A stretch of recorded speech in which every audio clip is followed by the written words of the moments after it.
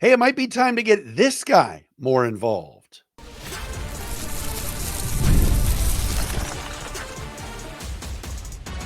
You are Locked On Lions, your daily Detroit Lions podcast.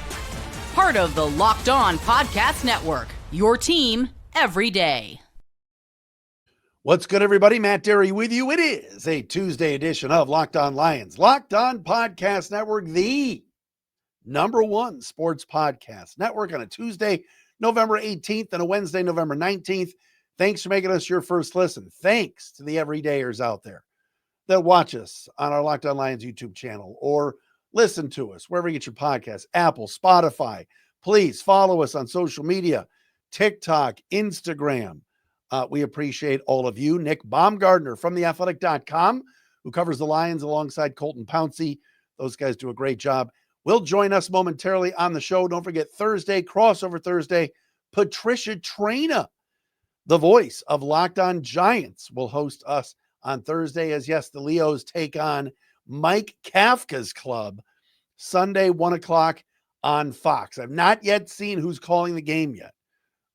Crossing our fingers, it's not Jonathan Vilma.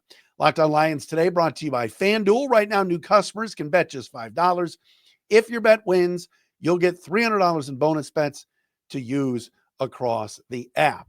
Again, love the everydayers. Thank you so much for listening, checking us out daily. Heard from some of our everydayers that are excited. I pointed it out. The Everydayers Club is coming. More details soon. Heard from Edward Shehab. Heard from Noah Taluki. Heard from Chris Druin. Big everydayer crowd wants to know about the club. We will let you know momentarily about how it's going to work. So stay tuned on that. All right, Lions looking to bounce back this week against the Giants. We're going to talk to Nick in a second. My crack research staff, they are all over it when it comes to everything that's going on. By the way, I'm donning you can watch it on YouTube, my Rodrigo shirt. That's right. Malcolm Rodriguez back off the PUP list and activated today.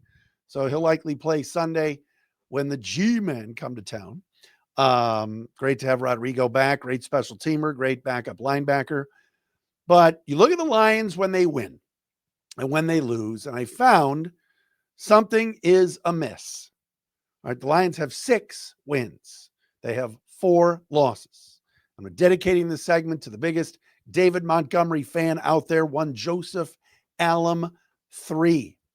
David Montgomery and the Lions 6 wins, 78 carries, 377 yards, averaging close to 5 yards a carry, 4 touchdowns. In the 4 losses for your Detroit Lions, Demo or Monty or whatever you want to call him, 32 carries, 116 yards, averaging 3.5 yards a carry, and only 1 touchdown. Of course, Montgomery had a big 72-yard run in one of the wins earlier in the year against the Ravens. I think it was against Baltimore. His longest run in the 4 losses is 13 yards. So when the Lions win, we're getting a high usage rate. See what I did there? For David Montgomery. Yet when they lose, his usage rate drops. 78 carries to 32. Now, here's the big question. And I'm not just shilling for the guy. I think he's tremendous.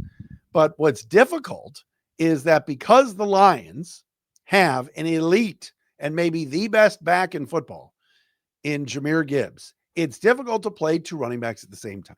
It just is. But this offense and how they've played and performed and have been so inconsistent over the last few weeks, all right, probably going back to what? The Chiefs game, October 12th. So they played Kansas City, Tampa, Minnesota, and Washington. So and Philadelphia. The last 5 games, we've seen inconsistency. We've also seen the offensive coordinator get stripped of his play calling duties. The head coach takes over.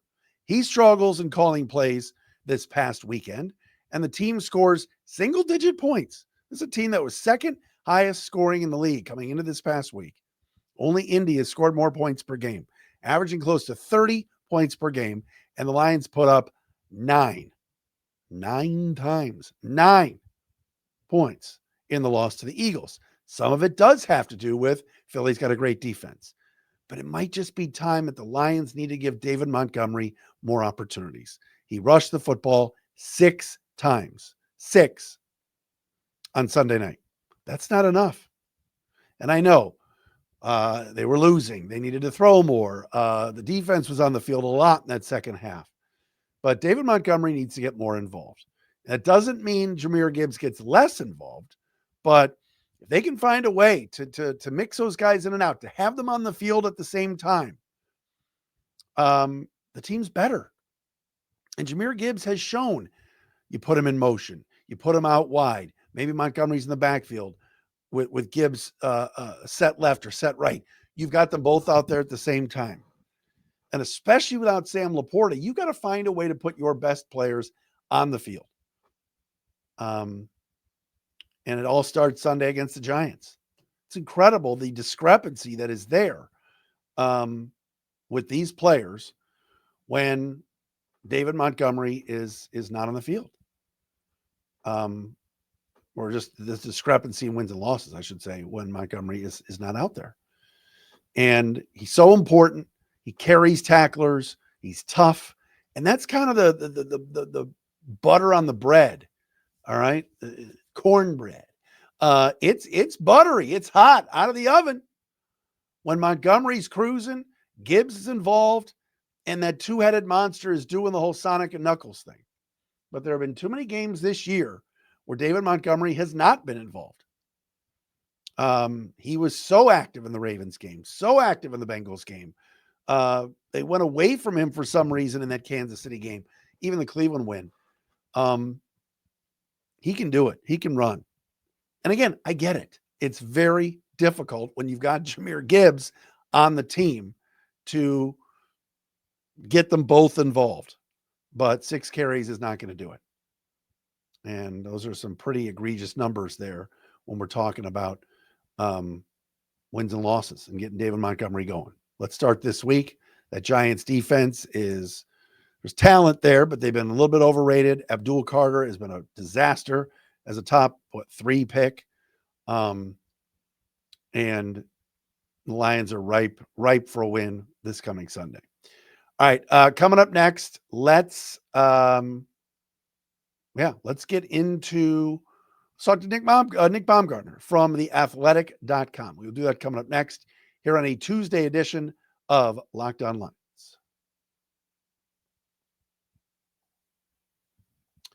And Locked On Lions today brought to you by FanDuel. The NBA is back. There's no better place to get in on the action than FanDuel, the official sports betting partner of the NBA. What about the Pistons? That's 10 straight wins. Dennis Jenkins dropping 20? Oh, my goodness gracious. I covered him last year with the Crews and the G League. That's awesome. What a story. Want to put some money down on tonight's game? Pistons and the Atlanta Hawks and all 6 Hawks fans that are down there in Atlanta.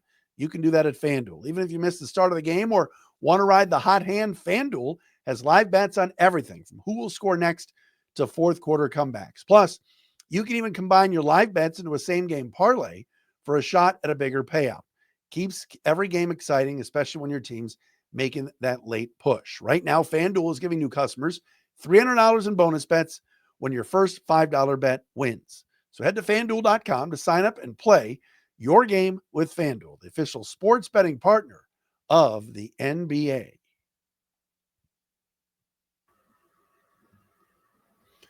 As promised, here on Locked On Lions, Nick Baumgardner with us from theathletic.com. Please subscribe and read Nick's stuff. Colton Pouncey, those guys do a great job covering the Lions.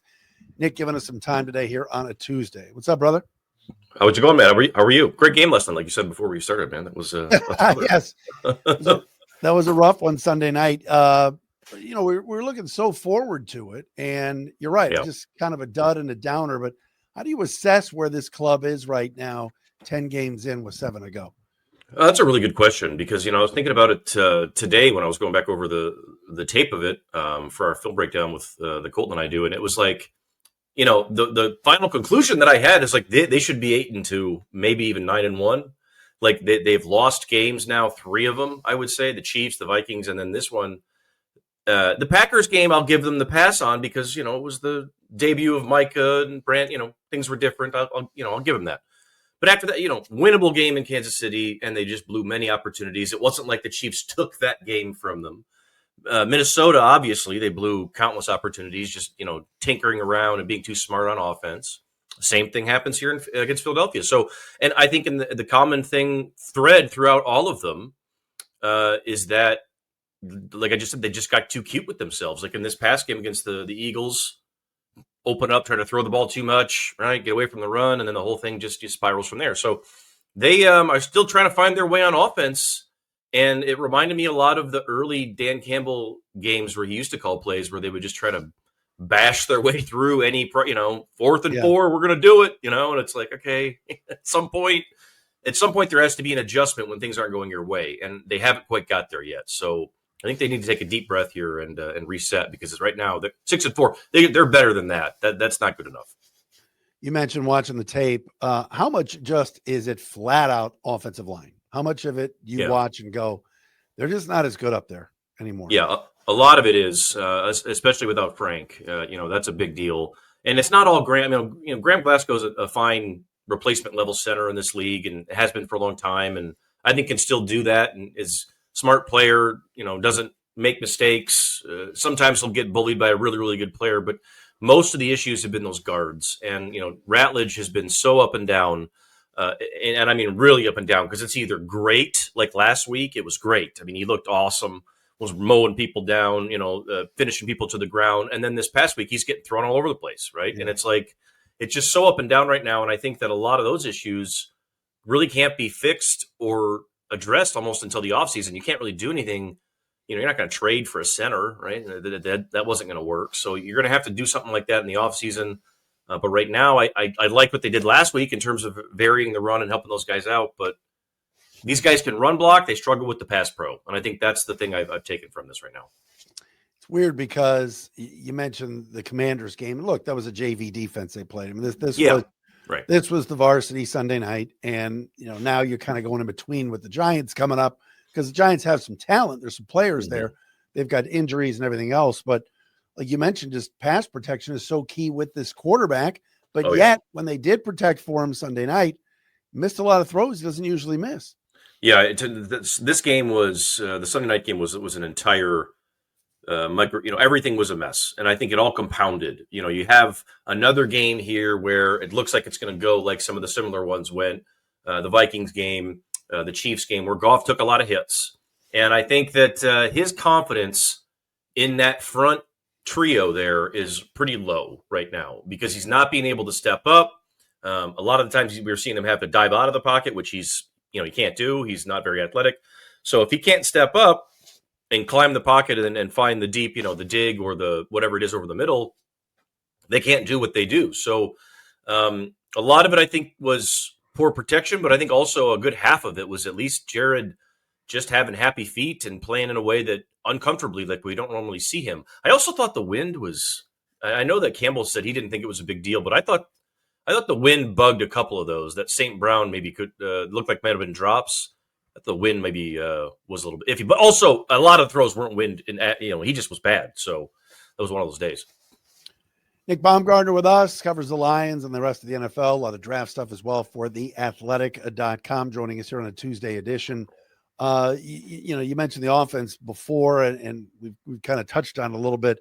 Jameer Gibbs is special, but do you worry that right now they're having to just kind of ride him and nothing else is working at the moment? Jamison Williams has been better as of late, sans the hugging of the goal. Right. The one critique I would have had in that game, and I think that, yes, I'm probably always in the camp that Gibbs needs more touches. I think everybody pretty much is, unless he's got like 28 of them. I think we could all say that he could handle more. But David Montgomery only had 6 carries in this game. I think he might have had a couple catches, but he only had 6 carries. And I thought he ran really hard. I think he was at like 4.5 yards a carry. Yeah. And so that to me is really the issue that I go back to. Whenever they struggle on offense, it's, and you could see in this game, they wanted to come out and say, okay, it's a windy night. They think we're going to run it, so we're going to come out and try to throw it. We think we're going to be able to throw quick and get some things going, and then suddenly we see the batted passes, and then it's 3rd and 10. You're not going to be able to do anything in 3rd and 10. So they just get off of their own what they do best. And I think when they peel back and go back to doing the stuff that they do best, which is run the ball mostly on 1st and 2nd down and force people to defend you on 3rd and medium, they're really, really good. And when they don't do that, it's a struggle. And so, this is still, they're finding their way still without Ben Johnson. I think that's a big part of it too, is obviously this offense has always been Dan Campbell's from the start, but Ben clearly drove the car better, or smoother than any. I mean, we've seen some really good performances from play caller Dan Campbell and play caller John Morton, but week to week, Ben seemed to have the better handle on what was going to work and what wasn't. And these guys are still trying to figure that out. What about the special teams? I'm stunned because everybody loves Dave Phipp, and it's been one of the better units in the league for years. Yet they can't return kicks. They've had issues covering kicks. The fake punt the other night. I don't know what Stewart was doing, just jumping into the ball pit there. There was. They got to clean that up a little bit, don't they? Yeah, I think that's been one that's been nagging all year, and they're not quite good enough to get away with it. Really, I mean, the mistakes that they give up. Spotting teams, terrible, field possession. That's consistently been a problem all year. I wondered in the preseason if Phipp was experimenting too much. He likes to do all the crazy. He's a crazy guy. He's a creative guy. Really smart coach. And I almost wonder if he was doing too much stuff with the new rules because they had Grant Stewart back there returning kicks at one point in the preseason. And I was like, what are we doing here? What's this? And it's just been sloppy. Ever since. And then the fake punt was the one where I just thought that was on Campbell. It's like everybody in the world knew you were fake punting that. And then to do it with the most bland fake punt that we've seen them do some pretty cool stuff. Yeah. And then they just snap it to Grant Stewart. I was just like, what is going on? So it's really been a listless, from the offensive side and the special teams. The Kelvin Shepherd's group is playing their tails off every week, it seems like. But that special teams has got to tighten up. They've got to stop maybe taking some wrinkles or whatever and just find a way to play more straight. I don't know, but it's got to tighten up. I said yesterday, I wouldn't mind seeing J-Mo on kick returns. Why not? Or if he can catch the ball, that's my one concern. But if he could catch the ball, I think he would be elite. Yeah, because look, that kick return now is I think we saw, who was it? Earlier in the day, the Vikings had a big return, or the Bears did on the winner. Set up, and they pulled the guy across, and it was just one or two quick blocks, and bang, the guy's got to go. So I mean, they've got a lot of guys in this roster that I thought might have done a nice job in that role, and none of them have really gotten a chance to return the ball. So I don't know. I just don't get what they're doing there overall. But that's been all season. So, and that has been weird, and that's not been just a one-off thing. That's been a consistent thing where they're not, usually the Lions are toward the top of the league in all special teams categories with Dave Phipp. This year, there are too much holes there going on. More with Nick Baumgardner coming up next. He referenced the defense. I want to ask him about that, the rest of the division, and kind of where the NFC stacks up right now in his mind. We'll do that next here on a Tuesday, Locked On Lions. Today's show is brought to you by our friends over there at Peloton. Look, folks, it's time to break through the busiest time of the year with a brand new Peloton cross-training Tread Plus that's powered by Peloton IQ. It's Peloton's most elevated technology and equipment yet that gives you real-time guidance, and it gives you endless ways to move, whether you want to work out by yourself or if you want to work out with your favorite instructor, like my personal favorite, Alex Toussaint. He always gets me fired up to tackle the day. And the thing I like about Peloton, it helps me achieve more in less times. They have features that help you plan, stay motivated, track your progress, and Peloton IQ also provides personalized workout plans and recommendations. That's something that I use right now during the busiest time of the year covering the NFL. They plan my workouts for me based on my mood, my vibe, and also my favorite instructors. So make sure you check it out and use it because it also helps you correct your form in real time, and it maximizes your reps. It counts your reps so that you can do it smarter, safer, and more efficient. Let yourself run, lift, flex, push, and go. Explore the new Peloton cross-training Tread Plus at onepeloton.com. Matt Dery back with you. Tuesday edition of Locked On Lions. Nick Baumgardner with us. Welcome to Detroit Podcast, as well as theathletic.com, covering the Lions. You referenced it before the break, Nick. I mean, the defense has been unreal. Now a top 5 defense in terms of yards allowed. Pretty remarkable. What stands out the most right now in your mind? Man, it was really across the board. The way that the work they're doing in the back end with the guys that are hurt can't really be understated. I mean, Amik Robertson has had some hiccups here, but he's been just really sharp. Rock Yassin has been sharp. He got screwed there at the end. They really need Kirby Joseph to get back in there, but Thomas Harper looks like a player. Like all those guys in the back end have been really good, nice fits there. But really, to me, it's been the front, and it's been the front seven. Jack Campbell has been, Pro Bowl level, maybe all pro level. I think he had 15, 16 tackles, something like that last night.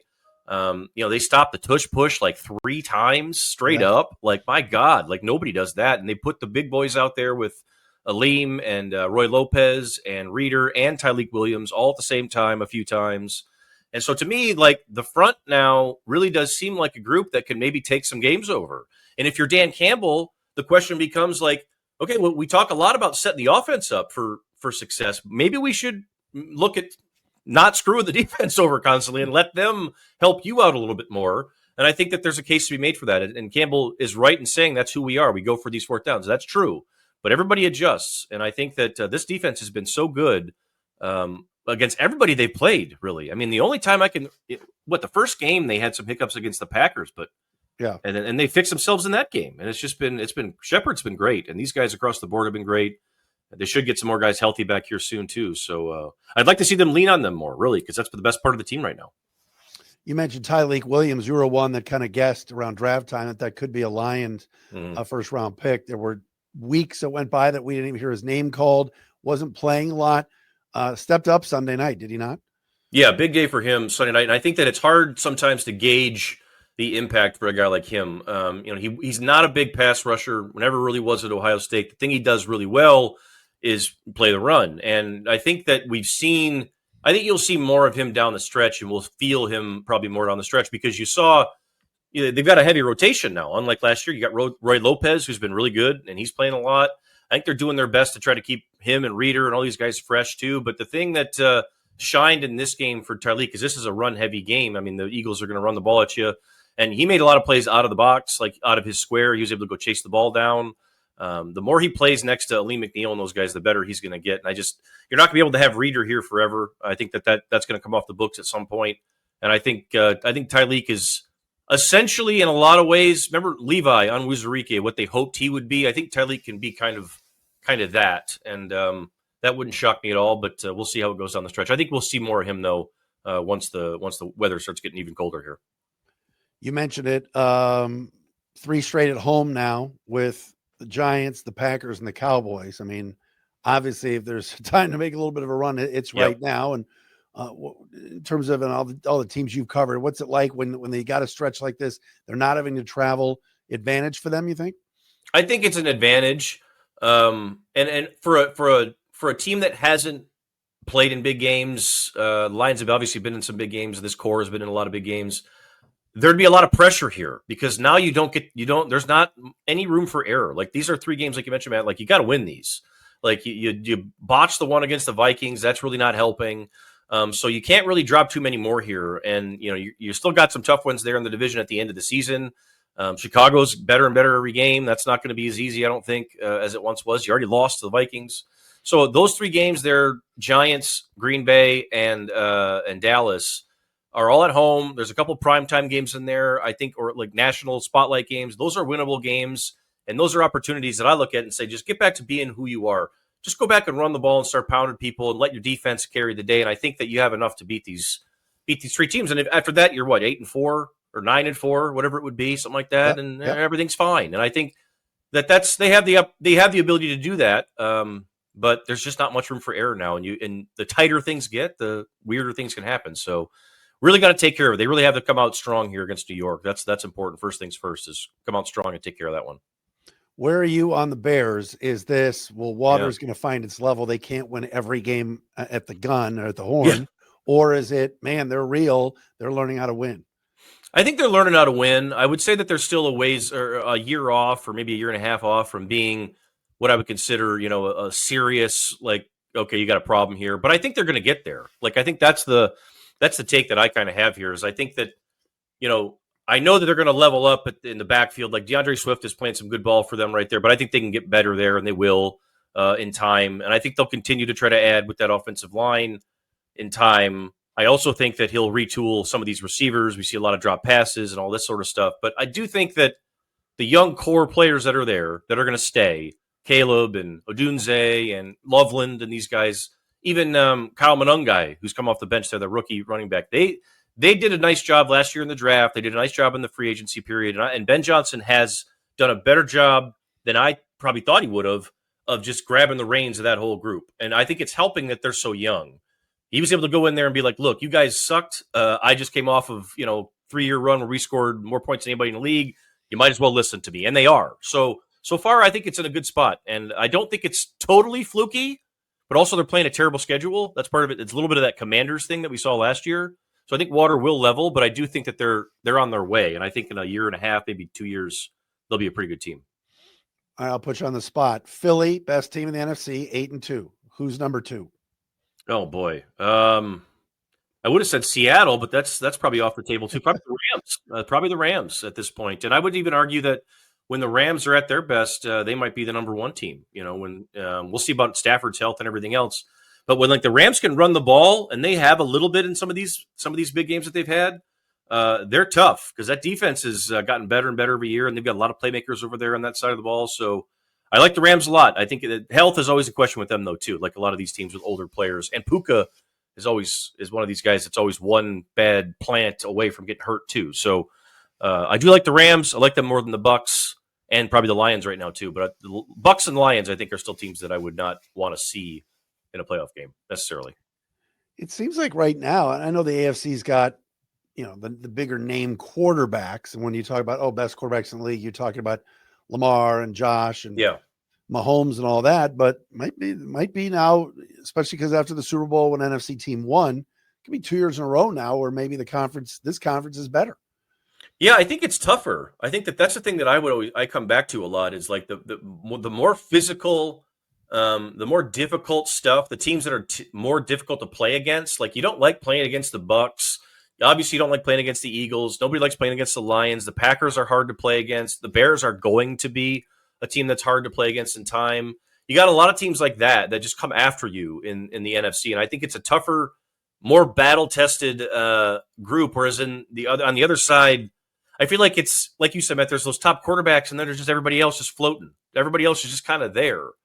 And you see like a team like the Chargers, where it's like, are you going to be for real? Are you really going to do something? Or are you going to get smoked by the Jaguars? Like, what are we doing? Yeah.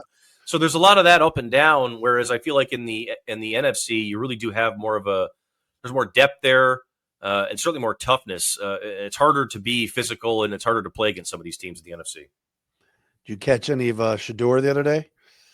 I saw a little bit of it, and I was like, maybe is he like getting to play because like they think he's good now, or no. Wait, Gabriel's injured, so he's in. But yes, no, I was like, okay. I know. So yeah, a little bit, but I still don't know what the hell's going on there. I really do think they're going to be an interesting draft team to watch though this year. Got the 2 picks. No question. All right, brother. Great to see you. Appreciate the time as always. Absolutely, Matt. Take care. Nick Baumgardner, catch him at theathletic.com. Welcome to Detroit podcast. Read him, please, and check out him and Colton and all the stuff they do at The Athletic. We're back again tomorrow with another edition of Locked On Lions, a Wednesday edition.